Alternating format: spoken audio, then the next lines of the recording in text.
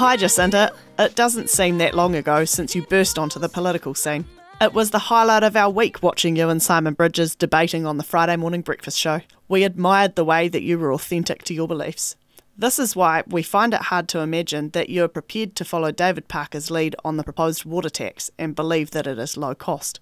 Can you not see the irreversible damage it will do to regions like Central Otago? Over many years, local farmers have spent money on infrastructure to harvest the rain and snow to help us through the dry months. Not to mention how many farmers have stepped up and taken the lead on effective irrigation.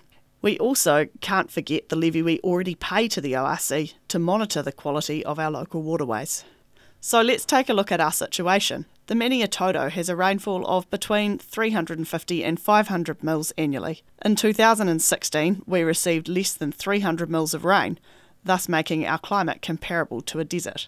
The Maniototo uses about 115 million cubes of water per irrigation season on average. This means at 2 cents, it would cost Maniototo irrigators nearly $2.3 million a year.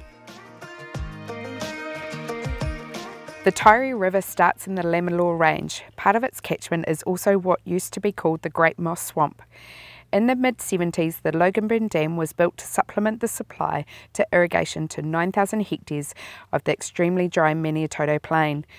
Before the dam was built, the Upper Taieri was known to run dry through the summertime, and the previous generation often talked about walking across it without getting their shoes wet. As part of the consent for the irrigation scheme, the minimum flows were established at pay-rail of 850 litres per second. MIC releases water to ensure the river never falls below 850 litres per second. Minimum flows are established in most Otago rivers. Most of the Maniototo is made up of sheep and beef farming operations. We are not intensive farmers.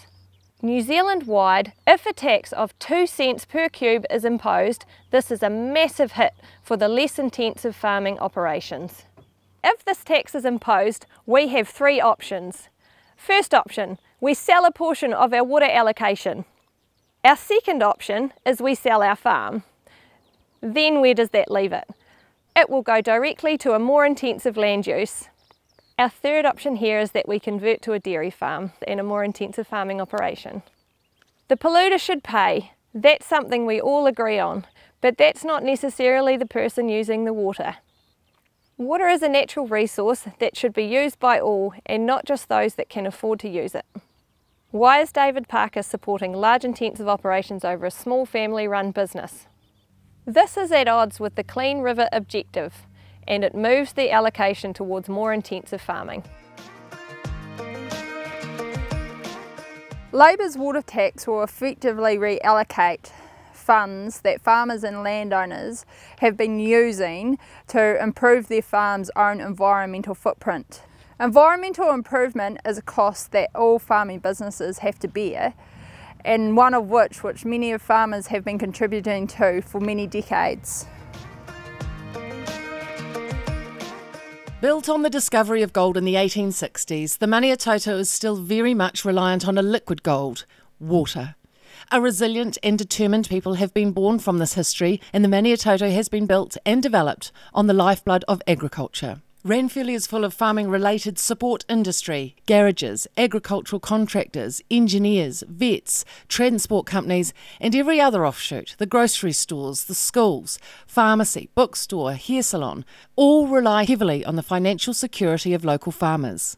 The Maniototo is built hugely on volunteerism and the generous contributions of its own population. The hospital is undertaking a desperately needed $5 million makeover. The community alone has contributed over $700,000. Our local radio station is community owned and run by volunteers. An international standard curling facility and outdoor ice rink, volunteer built. Our rugby club rooms were built and maintained by the people who live here because of agriculture. The Maniototo and its dams, rivers and waterways are the lifeblood. Our children grow up in them, our animals depend on them. Yet, if the use of this lifeblood were to start drawing millions of dollars per year from our community, things would start to look very different, very quickly.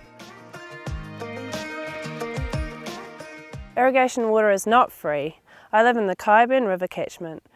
We are one of the first community-based groups to apply for water renewal rights.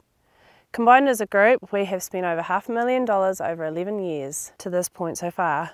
Not only have we compromised as a group of individuals, but also worked with DOC, iwi, Otago Regional Council and Fish and Game. We have incorporated and included their values as well, not just farmers. Managing water quality and environmental stewardship is the responsibility of all individual farmers. The Regional Council is responsible for introducing rules and regulations that ensure a baseline is set for those environmental requirements. Otago is really well placed to do with those bottom line rules and regulations. We have limits for water quality. In fact, every single individual farmer must ensure that the water quality that leaves their property is in good heart. And that is already in the Otago Water Plan. The Otago Regional Council 2 years ago introduced a targeted levy on all rural landowners to help them introduce and manage that new rule.